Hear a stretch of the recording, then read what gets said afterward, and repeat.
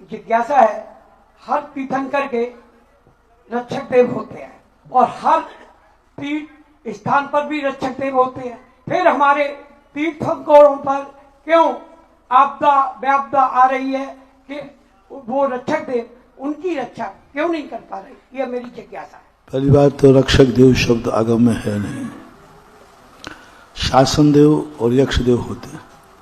रक्षक देव आप लोगों ने मान लिया है, शास्त्रों में कहीं नहीं लिखा कि रक्षक देव होते हैं। ये उनके वैभव होते हैं, उनका शोभा होती है।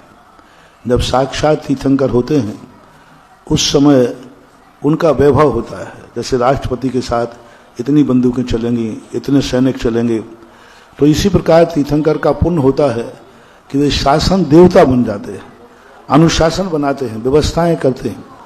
लेकिन बाद में मंदिरों के अंदर तो कोई भी, हमें तो किसी भी शास्त्र में मंदिर की स्थापना के समय कोई भी रक्षक देव शासन देव की स्थापना का प्रावधान मिला ही नहीं है। शास्त्रों में है ही नहीं इनकी स्थापना कहाँ करना, कैसे करना, कुछ भी उल्लेख नहीं मिलता। कृत्रिम चैत्यालयों में भी रक्षक देवों को कहाँ विराजमान, पूरे मंदिर का वर्णन पढ़ लिया, भगवान कहाँ विराजमान होना चाहिए लिखा है।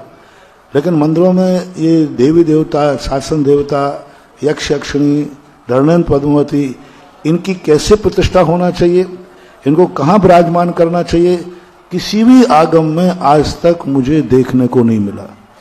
है ही नहीं, है कहीं भी नहीं लिखा कि इनका विराजमान का स्थान कहाँ है। लेकिन वास्तुशिल्पों में, मंदिरों में इस प्रकार की परंपराएं चलने लगी हैं, चल रही हैं, सैकड़ों सालों से चल रही हैं। तो ये परंपराएं चल गई हैं। परंपरा अलग होती है और आगम अलग होती है। परंपरा तो हो जाती है, बन जाती है परंपरा। किसी ने आगे वेदी बना दी तो उसको देख करके हजारों साल से चल रही है कि भाई श्री महावीर जी में वेदी आगे बनी है तो लोग बना लिया, तो ये परंपराएं कहलाती हैं। आगम में कहीं भी इनके विराजमान करने का कोई उल्लेख नहीं मिला। देवश छंद के अंदर उनके जो वैभव बनाए गए हैं, जो परिकर बनता है, उस परिकर में कुछ स्थान दूसरे देव जो होते हैं सामान्य जाति के, उनको स्थान दिया गया। आज तो यक्ष यक्षिणी, धरणेन्द्र पद्मावती आदि ऐसे हो गए, वो तीर्थंकर ही नहीं तो भी बैठ रहे धरणेन्द्र पद्मावती। और धरणेन्द्र पद्मावती ना शासन देवता में थे, ना यक्ष यक्षिणियों में थे, वो है ही नहीं, ना पारसनाथ के नहीं है।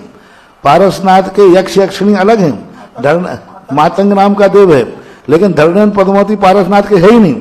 लेकिन अब पद्मावती बन गई, वो तो ठीक है, चल गया।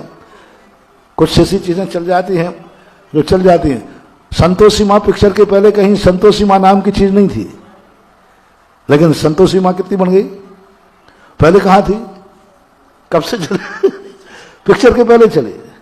अब साईं बाबा कब थे, अभी अपने सामने थे, जीवित थे, लेकिन चल गया। तो अब कई मंदिर ऐसे बन जाते हैं जो धीरे धीरे करके कोई व्यक्ति अपनी श्रद्धा से बनाता है, बाद में वो भगवान बन जाता है। अभी कलकत्ता में बताते अमिताभ बच्चन का मंदिर बन गया, वहां आरती होती है बाकायदा, ऐसा सुना है। गुरु मंदिर, और आगे जाकर के अमिताभ भगवान बन जाएगा, देवता बन जाएगा। हाँ, कोई कह रहा है, किसी सुंदर जी कह रहा है कहीं जयललिता का बन गया। अब बन जाते हैं, तो अब बना लेते हैं, अपने विश्वास और श्रद्धा पे बन जाते हैं। और भारत देश एक ऐसा विचित्र है, एक स्थान पर रथ यात्रा चल रही थी, तो रथ यात्रा निकलते निकलते वहां एक कुत्ते ने आके गंदगी कर दी। अब वो मकान मालिक सोचता है कि अभी सामने क्या करें, अब वो हम सफाई भी नहीं कर सकते क्योंकि रथ सामने आ रहा है। तो वो अपनी थाली में वो गुलाल होती ना, गुलाल और फूल रखे था, तो उसने कहा क्या करें, तो उसने वही गुलाल उठा के उस पर डाल दी। तो अब वो जितने निकले, अरे भैया नए देवता निकले, सब ने जाकर के धूप डाल दी और बन करके, और फूल चढ़ गए उस पर। फूल चढ़ते चढ़ते वो फूलन देवी का चबूतरा बन गया। और अंदर कौन सी देवी है,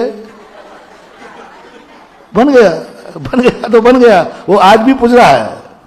और सबको कहानी मालूम है कि कहानी क्या है, लेकिन नहीं, अभी तक फूल चढ़ते आए तो अब भी चढ़ना चाहिए। तो ये भारत में इतनी परंपराएं हैं कि परंपराओं का कोई अंत नहीं। तो ये बाकी आगम में कहीं भी मंदिरों में रक्षक देवों की स्थापना का कोई उल्लेख होता नहीं, वे रक्षक देव होते भी नहीं हैं। साक्षात समोषण में वो उनका वैभव होता है, ना कि वे रक्षक होते हैं।